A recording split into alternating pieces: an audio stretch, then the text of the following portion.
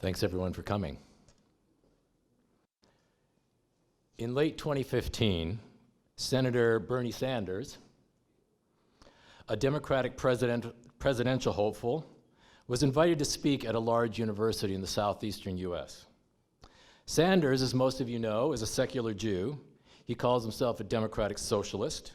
He is pro-choice, pro-same-sex marriage, promotes high taxes for the rich, and universal health care. In short, he's pretty far left for the US. The fact that he was invited to university is unremarkable, and it is common for US presidents to be invited to universities to campaign. What was more remarkable was that he was invited to speak at Liberty University. Liberty serves tens of thousands of evangelical and fundamentalist students globally. It was started by the Dr. Jerry Falwell and is now led by his son, Jerry Falwell Jr., an outspoken and avid Trump supporter, as you can see by the quotes.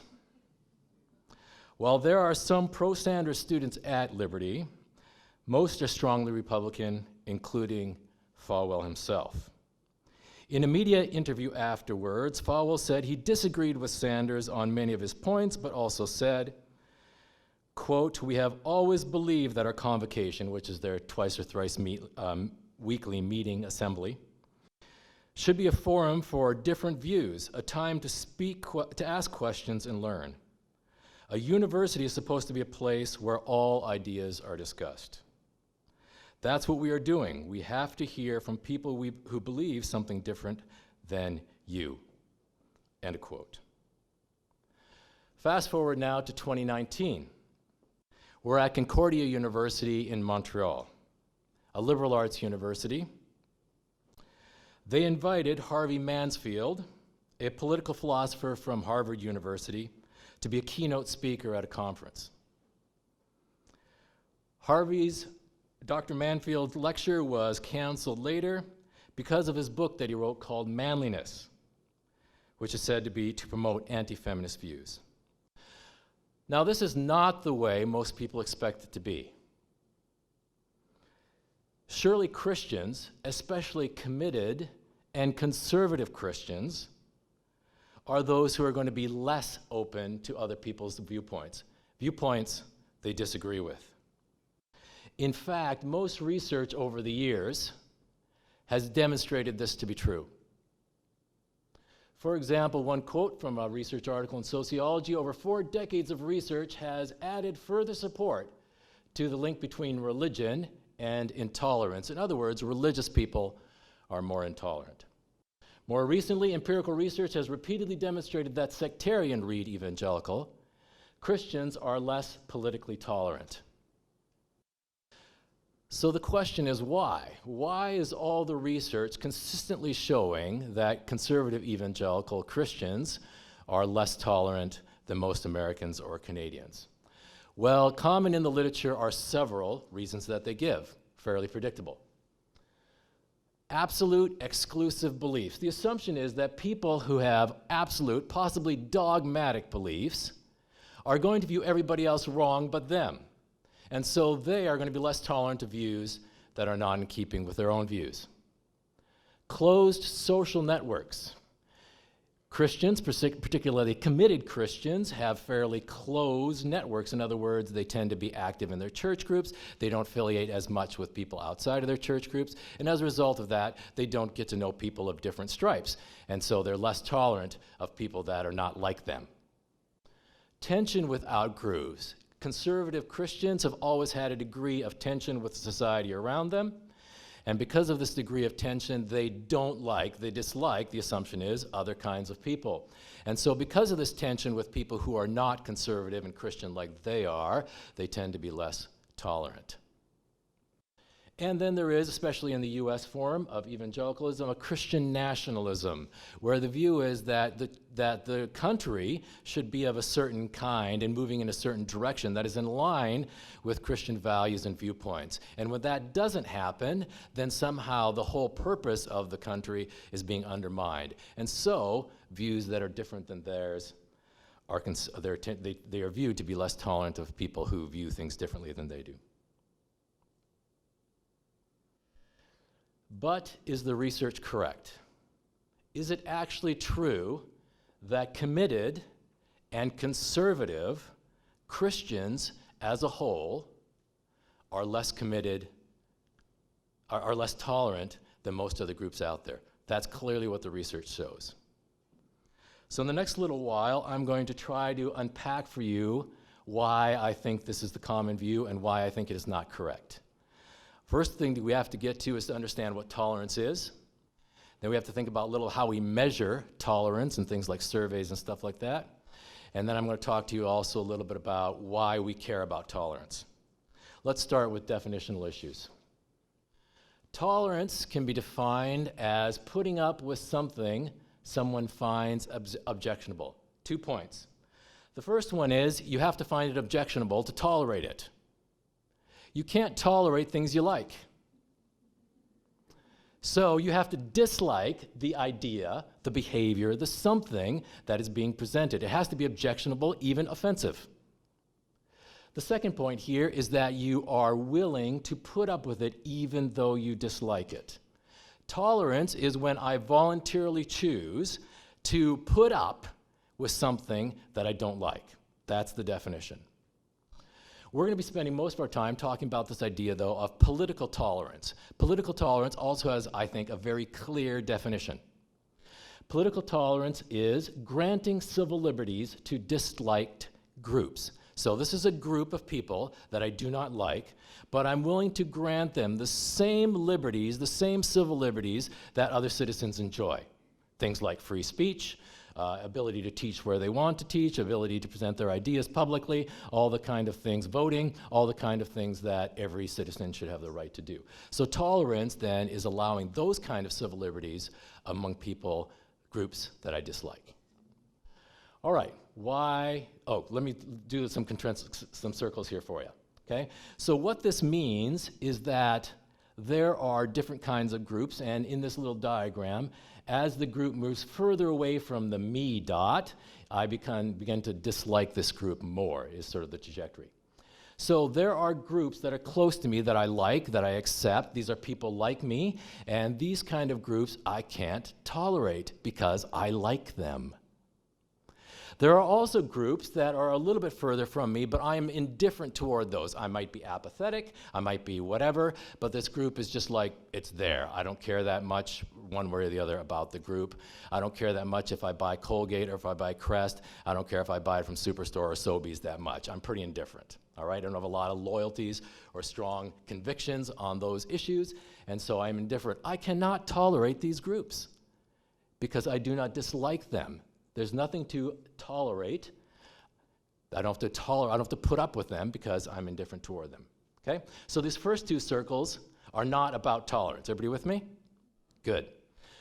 If I'm going to tolerate them, they have to be further from me on the dislike scale, and then I can tolerate them. That would be the next circle. But there's also some people that are intolerable. Some groups of people that I will not tolerate and I probably should not tolerate. There are certain views and opinions that if we're going to have a society where everybody feels at least somewhat welcome, we should not accept, like powerful hate speech, blatant racism, those kind of things, maybe things that should not be tolerated. And people who promote those kind of views should not be tolerated. So, tolerance assumes that I have a group that I dislike and I am willing to put up with them. It also assumes that there might be groups out there that are too far away from what I'm willing to accept, okay? And those groups I might reject, and I'm not willing to tolerate them even if they exist and I have no power to shut them down. I would if I could, is the point. Okay, there's some groups like that. All right. Why we care about tolerance. Most philosophers will argue that tolerance is necessary for diverse, democratic societies.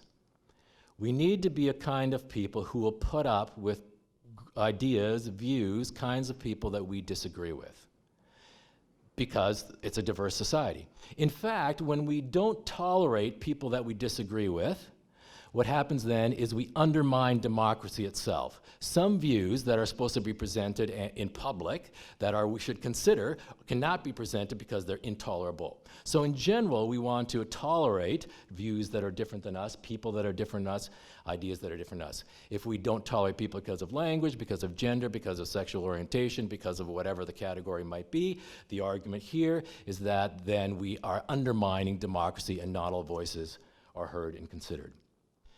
Here is a poll that looks at the importance of tolerance among the Generation Y, which would be people born from about 1980 to about 1995. Young Canadians view tolerance to be very important.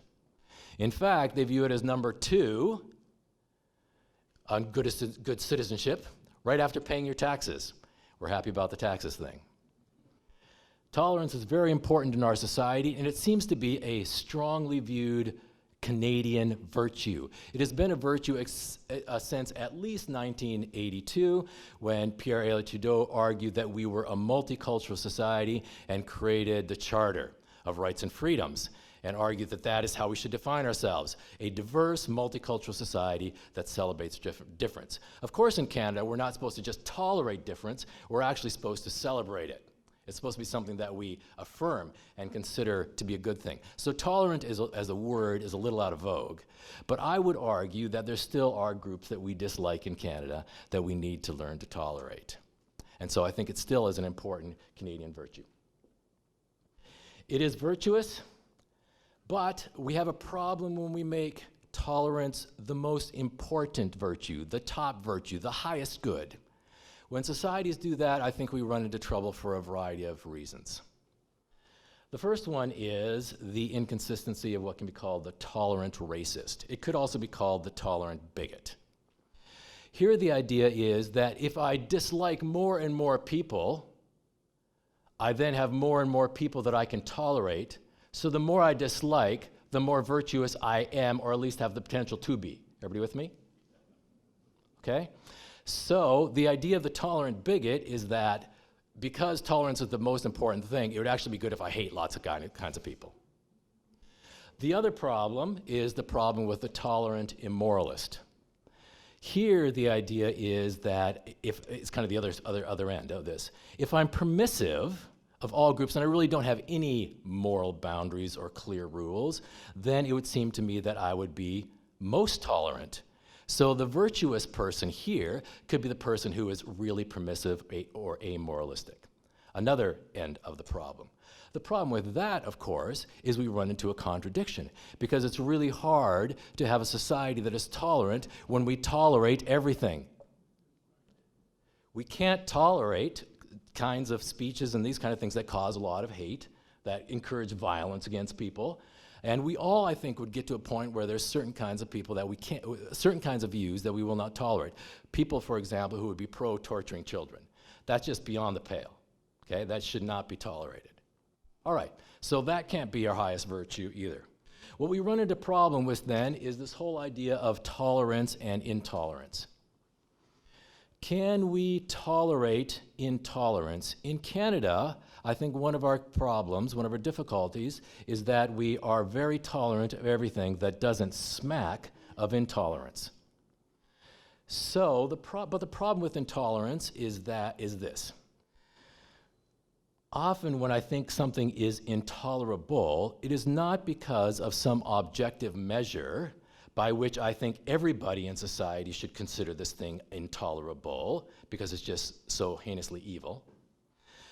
It is often I consider something intolerable because I don't like it.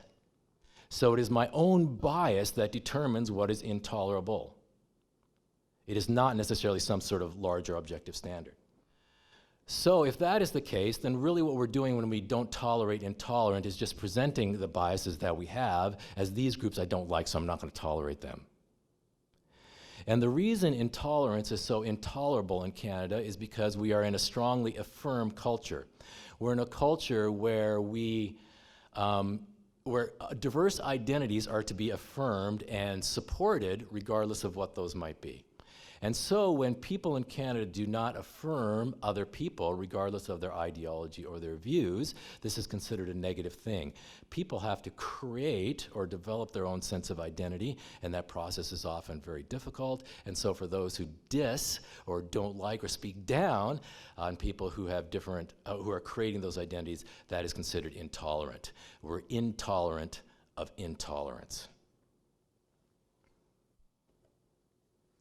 All right, now we get to the nitty-gritty of the stuff that I like to do, which is how we quantify or measure this notion of tolerance or intolerance. The most well-known measure of intolerance out there is by a gentleman named Samuel Stouffer, who in 1955 did the classic work on tolerance and intolerance. According to Stouffer, tolerance is measured in this way. We pre-select the groups to put on the survey. Typically, they have been some subset of these groups. Groups like racists, gays and lesbians, militarists, communists, and atheists.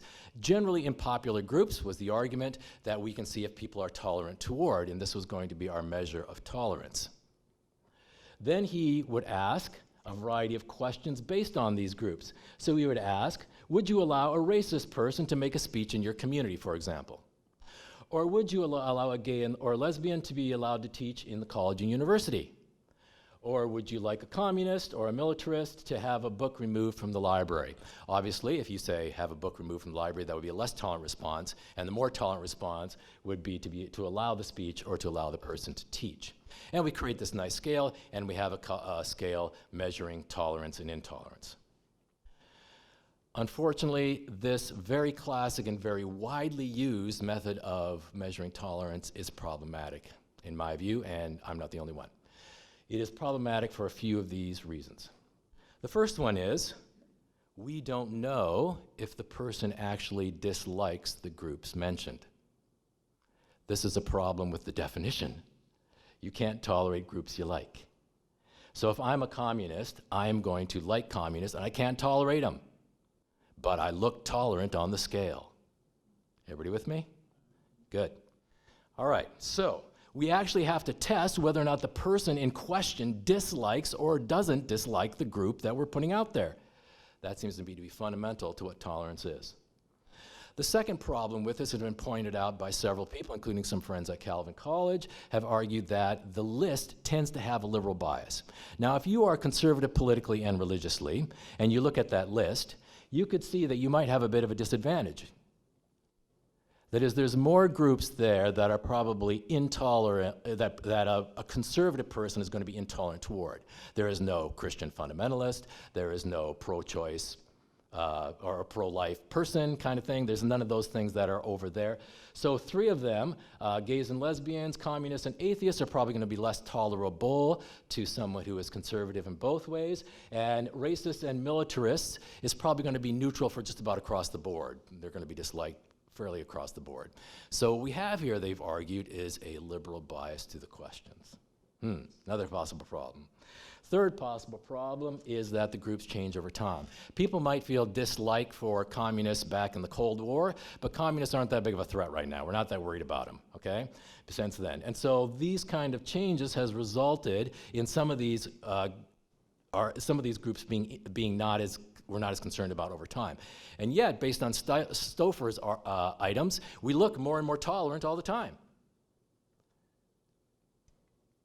Another way to measure this, and this isn't new with me, is called the least liked group method.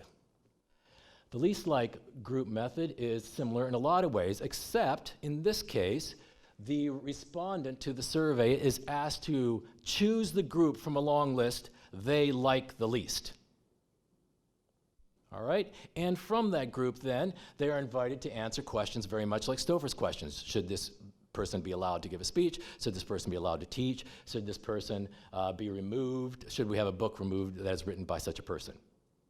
What is the complaint with this method?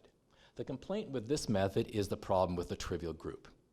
People will choose a group that is small and fairly unknown and might be kind of weird and small, and so in that case, it's not really very interesting to argue for them. A group like possibly this. the Church of Euthanasia. This group actually exists. They started in 1992 under a Reverend Korba in Boston. And as you could guess by their overly positive message, they would be less than brilliant at recruiting new people, right? And plus, you might be able to figure out pretty quickly that some of the most dedicated members won't stay as long as we might want them to be around. So if we chose a group like this, the point would be that this is kind of a trivial group, and it's very small, and very few people even know about it. All right. So don't choose trivial groups. Okay, got it. All right. So this is what we did on the survey. The data here now are pretty new, and neither, this is a poll, by the way, from the Evangelical Fellowship of Canada, and Mario Matchbox is a polling agency, 5,011 Canadians randomly selected from a large panel survey that they have created. Please do not quote or take pictures of or put in your blog information that I'm going to share now specifically on the data, because I'm kind of hoping to publish it in the future, as will my friends from EFC. Anything Dr. Stackhouse says is open game, by the way. You can feel free to plagiarize that widely. But this material here, you know, I still have some things that I hope to get published. Dr. Stackhouse has published just about everything we can think of, so he's pretty much good to go. All right, so this is the data that we created. We asked for a long list of groups of people, and here you can see we got people who are both on the groups of people who are both on the left and the right, and we tried to make it as intolerable kind of people as we could, so these aren't popular groups. All right, so their job was to choose the group they liked the least from that list. And then they were to put in that name, the computer did it for them actually, in the questions that follow. Let's say I chose communist as my least liked group. The question would say, communists should be allowed to teach children in public schools, and I was to strongly agree or strongly disagree on a scale on that item, and similar throughout, okay? We already know the book item, and we also know holding public rallies, free speech kind of question. All right, I combined these three questions together to create a scale from 3, which means you're really tolerant, to 15, which meant you were really intolerant. Everybody with me? All right, so here we're going to look at some averages, some means. Here are the religious groups that we broke out, and as you can see, the average is quite intolerant. We expected that because this is the groups they like the least, right? These are groups that they really dislike. So they're not going to be terribly tolerant of them. So the averages here are about 11 or 12. And if you look through, the total is about 11.8, and we look at the evangelical, the third group down, it is 11.5, doesn't seem to be less tolerant. In fact, if you look up and down the list, the difference is hardly noticeable at all. It's pretty negligible. In other words, what you affiliate with doesn't seem to make a whole bunch of difference. Oh, that's interesting. So what we decided to do is we break it down into all kinds of funky regression equations you don't need to know about, but the point of a regression equation is that you try to figure out what causes intolerance. All right? So you put in a whole bunch of possible predictors of intolerance into a formula, and it spits out all kinds of nice information. So what we have here at the beginning is a list of what we call demographics or control variables. We're not particularly interested in them, but they give us a baseline so that it's not other things that are causing change besides the religious predictors that we're looking at. So if it says non-significant, that simply means it's not statistically significant. In other words, it doesn't really affect intolerance much at all. If it says slightly more intolerant, you get the direction. Okay? So people who vote conservative, as in the Conservative Party in Canada, are slightly more intolerant. If you're from rural areas, that's not significant. If you're older, you're slightly more intolerant. If you're female, you're slightly more intolerant, which is actually a bit unique. Most of the times, that's not the case. Education, if you're higher education, you tend to be less intolerant or more tolerant. And if you're an immigrant, it's not significant. So there's been a fair bit of press out there concerned about immigrants coming to Canada and being less tolerant than the average Canadian. It's not flying in this data. All right, to the areas that we care more about. Attendance. Remember, committed and conservative Christians are consistently, how's that for an alliteration? the less tolerant group, right? Okay, so church attendance is obviously a sign of commitment, so we should expect that to be more intolerant. The answer is no. When we use the least like method, it is not significant. How about Bible reading? Well, Bible reading, people who read their Bibles are actually more tolerant. They're less intolerant. And if we look at frequency of prayer, that's interesting. It's actually more intolerant. I think that's a bit of a glitch in the data. I'll say more about that in a minute. And the CES scale, not significant. The CES scale is a measure of how evangelically aligned you are. All right? So the fact that that is not significant is interesting. This is what the CES scale looks like. So it includes, this is Andrew Grenville, who works for Myra Matchbox now, a measure of evangelical alignment. How evangelical are you would be another way to look at it. And it has typical items that you would expect evangelicals to affirm. For example, the Bible, a high view of the Bible, information about Jesus and his unique salvific work, the fact that he died and that's our way to eternal life. You consider yourself a converted Christian, conversionism, that's fairly important for evangelicals. Witnessing or evangelism, number 5, important for evangelicals. Number 6, believing that Jesus is divine, that's fairly important, so we reverse coded that one. And believing in God, that would be important too. And then finally, a measure of behavior, which is attendance. So if you attend a lot and you support the Orthodox view of all those other questions, then you are going to be further toward the evangelical side of the evangelicalism scale. With me? And if you disagree with those things, then you're probably not very evangelically aligned. So back to the last slide, the CES scale has no effect on tolerance, intolerance. All right, let's pull this out for only Christians. If we're only looking at Christians, all Christians, Catholics, mainline Protestants, evangelicals, all in between, what does the data show? The data show that if you identify, you say, I am an evangelical, you actually are less intolerant based on these least like criteria. If you are a CES scale, as we already seen, that would be less intolerant for Christians only. If you attend church, you're actually less intolerant. If you read the Bible, you're actually less intolerant. And if you pray frequently, that's not significant, unlike the last time around. So it seems like all the committed and conservative aspects are working in the opposite way that most of the literature predicted. So the question now is, why is that? Why did I find pretty close to the opposite of what most of the literature is presenting? The answer, I think, has a lot to do with whether you're using Stouffer models or you're using the least like criteria. And I think the least like criteria makes a lot more sense. So what we conclude so far. Religious affiliation is not related to tolerance. Those differences were not significant. Church attendance and Bible reading actually increases tolerance.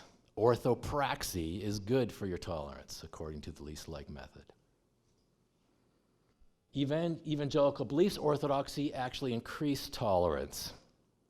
Evangelical identity is good for tolerance. Education increases tolerance. Rural location and immigrant status has no effect. And age and voting conservative decreases tolerance, though only slightly.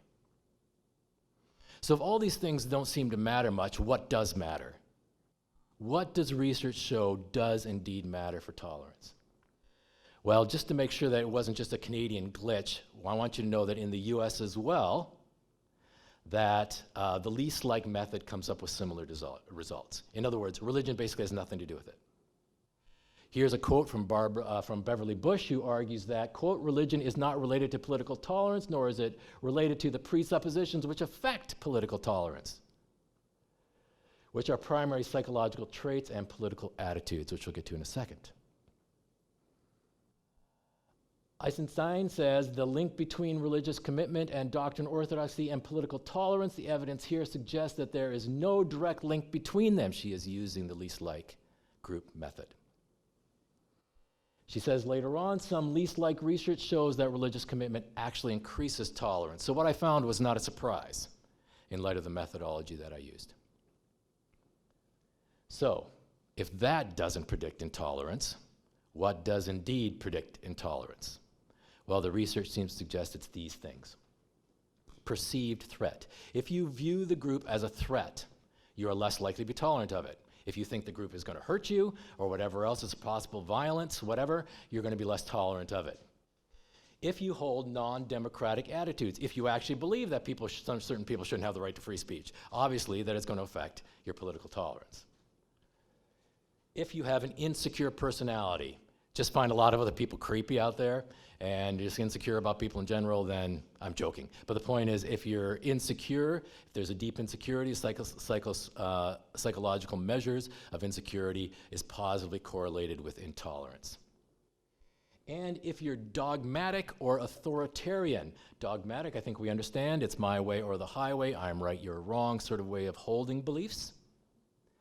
And authoritarianism is the view that it's strongly aligned with a strong patriotism, deference to authority, willing to be aggressive. You kind of think of, I don't know, someone in the military or something like that would fit a lot of those kind of things. So that's an authoritarian viewpoint. People who are authoritarian and people who are dogmatic tend to be more intolerant.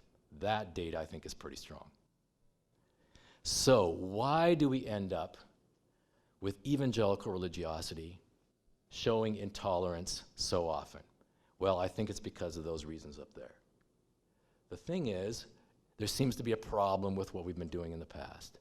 We've assumed that because two variables are correlated, they're causally related. Everybody understand that correlation does not mean causation, right? You guys have passed my methods class. At least a few of you, please nod. Thank you. All right, good. So correlation does not mean causation. Correlation simply means the two variables are related. They move.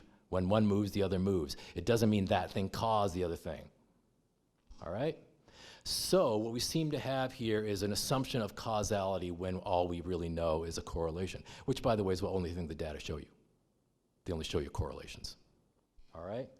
So let me sort of draw this out. What we see, in my view, is that orthodoxy is often connected with intolerance, but that is because orthodoxy is influenced by dogmatism. So there are people who are orthodox who are also dogmatic. But there are a lot of people who are orthodox who are not dogmatic. And so if we pull out the dogmatic effect, the fact that they say, my beliefs are the only true beliefs and everybody else is wrong and I won't listen to anybody else. If we pull out that effect, what happens is orthodoxy now is no longer related to intolerance. And if it is, it's positively related to it. If we talk about religious commitment, it might be that people who are religiously committed also are more likely to perceive a threat. That is, the outside world is evil, and so I'm going to cocoon myself, I'm going to insulate myself from the outside world in my religious subculture. That's a possibility. But of course, there's a lot of committed people who are not like that. And so the committed people who are like that breed intolerance and make it look like there's a connection between commitment and intolerance, when in fact, it appears to me that it is indeed this concern about a threat. Or possibly insecurity would do the same sort of thing. If you're insecure, you might sort of pull away from people who are different than you and kind of keep yourself protected from the world out there, same sort of thing. But the main reason I think that intolerance is connected with conservative and committed religiosity is because we've been using Stouffer methods. Stouffer's measurements are problematic, as I tried to point out. All right. So, what do Stouffer methods tell us? What does Stouffer's pre-selected groups actually tell us? Well, what it does tell us is not who's more tolerant or intolerant overall. What it does tell us is which groups certain kinds of people dislike. That's what it does tell us. That's it. All right? And so what we need to do is we need to pull back from all this data that make evangelical Christians look good and realize that there are certain groups that we still are not very warm toward. And those groups include some of the following. No surprises here. Evangelicals are more negative as a whole toward LGBTQ persons. This gap is shrinking. That is, we're becoming more tolerant to LGBTQ persons, but it is still there. There is still evidence of intolerance because of the difference. In other words, over time, evangelicals and other Christians have distinguished between people and behaviors or attitudes. And they say we can tolerate people, give them the same civil liberties as everybody else, even if we disagree with some of their views. And so when we begin to pull apart persons from views or whatever else, then the evangelicals begin to get closer to the status to most Canadians. But there's still a difference. So it's not just that. There's also some sort of dislike that is driving an unwillingness to supply civil liberties to this group. And I'm not just talking about same-sex marriage. It's bigger than that as far as citizenship issues go. All right, evangelicals are not more negative toward racial and religious minorities. Note this says religious minorities. These are religiously committed people here who are not more intolerant toward people who are religious who are not like them, like Muslims or Sikhs or Jews or whatever. Okay? So what we find pretty consistently when we deal with evangelicals is that they are not distinct, and if they are distinct, they're more positive or more tolerant toward religious and racial minorities than are most Canadians. So it doesn't spread over there. What we do see is that evangelicals are more negative toward feminists. Now, the data here are mixed. Sometimes we see that they're more negative toward feminists and sometimes not, depending on the study you're looking at. Okay? We know again that negative attitude toward groups like feminists is shrinking. All right. Finally, a couple ideas about promoting tolerance, and then I'm going to turn it over to Dr. Stackhouse. It seems to me that we as Christians who are committed, and we as Christians who often are conservative, can be orthodox without being dogmatic. See, the point here is not what beliefs you hold, it's how you hold those beliefs. If you cannot accept anybody else's views and give them a fair hearing, then it's likely that you are intolerant, but it doesn't mean you have to be intolerant to be orthodox. Secondly, we can promote secure relationships. Christians should be pretty good at that. We should have churches where people feel welcome, where they can be in stable, supportive relationships over a long period of time. If we can do that, then we have to get rid of that. We'll probably be able to get rid of that insecurity piece. We can be distinct without being threatened. We can hold orthodox and orthoprax views without being threatened by people who are not like us. Okay? We don't have to develop an isolated holy huddle in order to be distinctive, different than the people around us. There are just one more metaphor and then I'm done. There are Christians that remind me more of balloons, and there are Christians who remind me more of bowling balls. Christians who are like balloons have very strong and tightly drawn boundaries. And they have certain beliefs and certain attitudes that they will not compromise on, and they think everybody else is wrong. But the first sharp idea they might see get at a university or something like that that seems reasonable and right, pierces the balloon and deflates the faith. There are, on the other hand, possibly Christians who are bowling ball Christians. Bowling ball Christians have sharp ideas bounce off of them, and it does not hurt them maybe more than a small nick, because there's something within them that is of substance. There's something possibly like a relationship with God, or something like stability in that relationship with God, or a deep devotional life, which allows them to listen openly to views that they disagree with, to tolerate people they disagree with, and yet not have their faith fall apart. Delighted to have Dr. Stackhouse, who I consider the leading evangelical public intellectual in Canada, comment on these ideas. Dr. Stackhouse.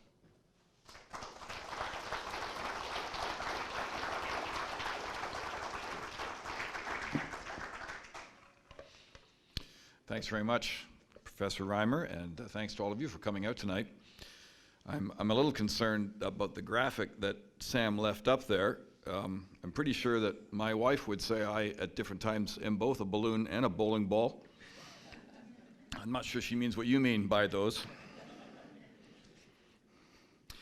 The poster tonight promised a critical response, but I asked Professor Reimer this afternoon, did you put that on the poster? He said, no, I didn't put it on the poster. So I want you to be disappointed right now. Dr. Olhauser talked about hockey and intolerance, and one of the things I learned in Manitoba is that you never want to go into the boards with a Mennonite. All that pent-up pacifism comes out in a pretty nasty way, so I'm not going to be critical in the least, and instead I hope merely to build out from what Professor Reimer gave us today in this excellent presentation. I want to do it in three modes: as a historian, as a sociologist, and as a churchman. As a historian, I want to agree very much with Professor Reimer that tolerance is built into Canadian culture. And I think this is a theme that needs to be sounded more and more in 2020 in our country, that Confederation values are values of tolerance. We wouldn't have Confederation without English people deciding that they could tolerate French people. And English people and French people had been trying to kill or conquer each other for 1,000 years when Confederation comes into being in 1867. No other country in the world pulled off something like that. Layer over that, Protestants deciding that they can tolerate Catholics, and Catholics doing the same. For 500 years, Protestants and Catholics have been trying to convert or conquer each other. And in Canada, they decided they could try to build a nation together. And not in any trivial way. When you let the other side educate their children in doctrines that you think are going to send those kids to hell, which they believed in the 19th century, and some of us believe today, that's tolerance in a very costly and serious way. I find Canada's story much more remarkable than we Canadians tend to think it is. So indeed, tolerance is essential to what it means to be Canadian. Alas, as Professor Reimer has suggested, we have bought into the idea that tolerance is a kind of grudging, mean thing that should give way to a positive, generous attitude such as affirmation. This came home to me when a former undergraduate classmate of mine ended up becoming principal of our alma mater, Queen's University. And a year or two after Daniel Wolfe had taken office, he's recently retired from that post and with distinction. But a year or two after Daniel had come into that office, I was visiting with him in Kingston. And he was telling me that among the things he still wanted to do on the Queen's campus was replace tolerance with a culture of affirmation. And I said, oh, I hope not. And that took him aback, because of course affirmation is positive and tolerance is a mean, grudging thing. And I said, well, let me tell you a story, Daniel. We have 3 boys. When they were all around their teen years, we decided we'd hold a family meeting. And we said to the boys, now we need some family principles here about just which young women and how many of them we're going to let into our house. So you've got a choice of policies: affirmation or tolerance. We'll let in all the girls that we can affirm, or we can let in all the girls that we can tolerate. Which policy do you think they opted for?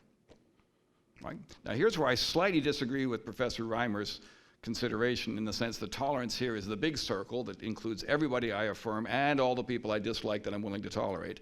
And once we made that clear to the boys, they went for tolerance, right? More girls.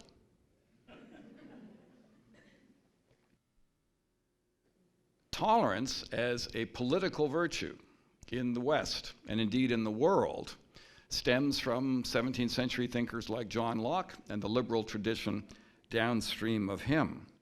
And what Locke was encouraging was a tolerance born out of humility, that we might be wrong, or at least that they might not be all wrong.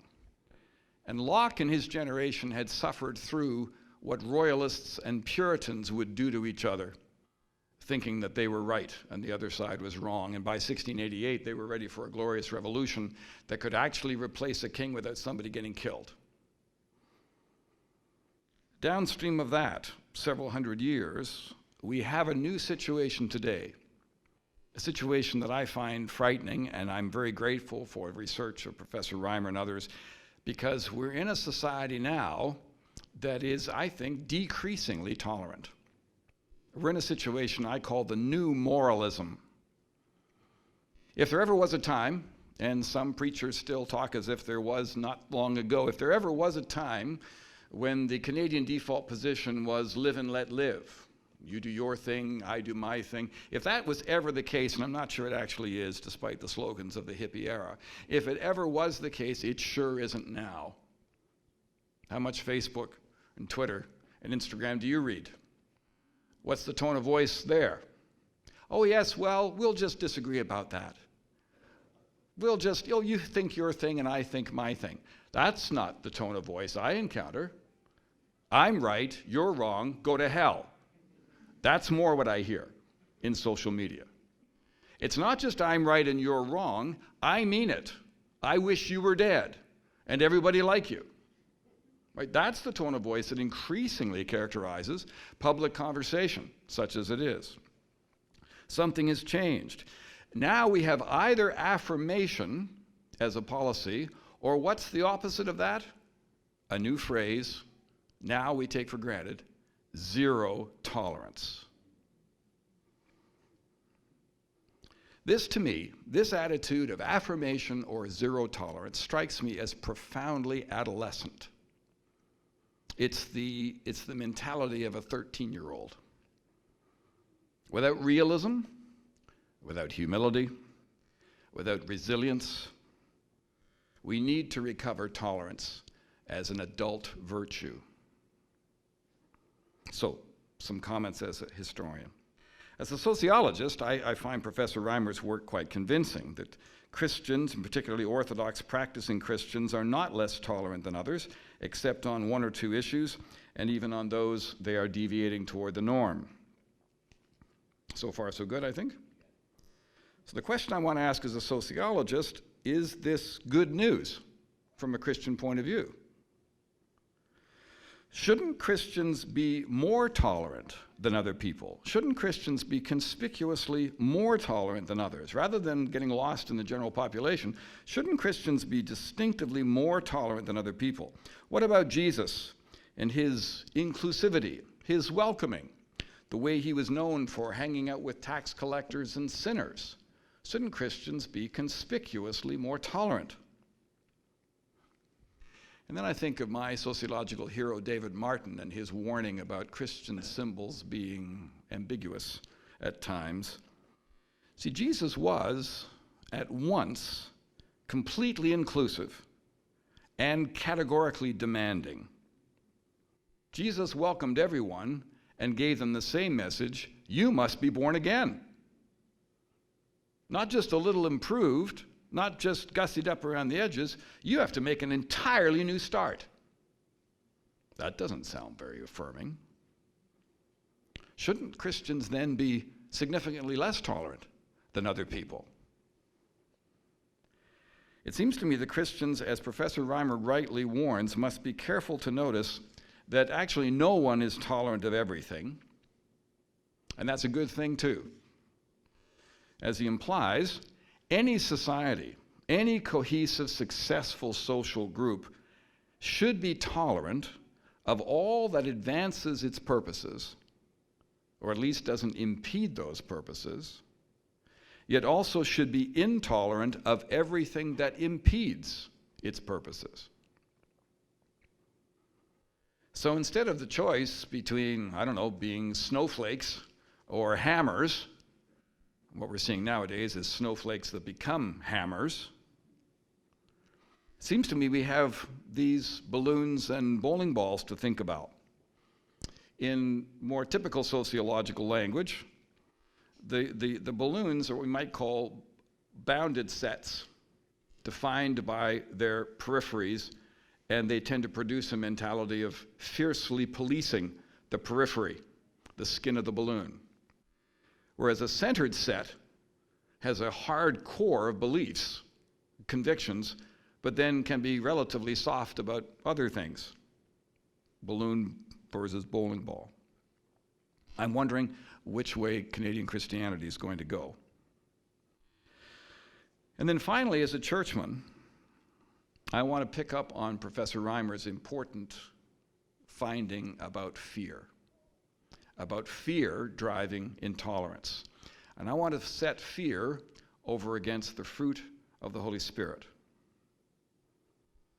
I've had the opportunity to counsel and to consult with a number of Christian organizations in Canada and the United States, many of whom were worried about a drift into what they saw to be left-wing or liberal or worldliness.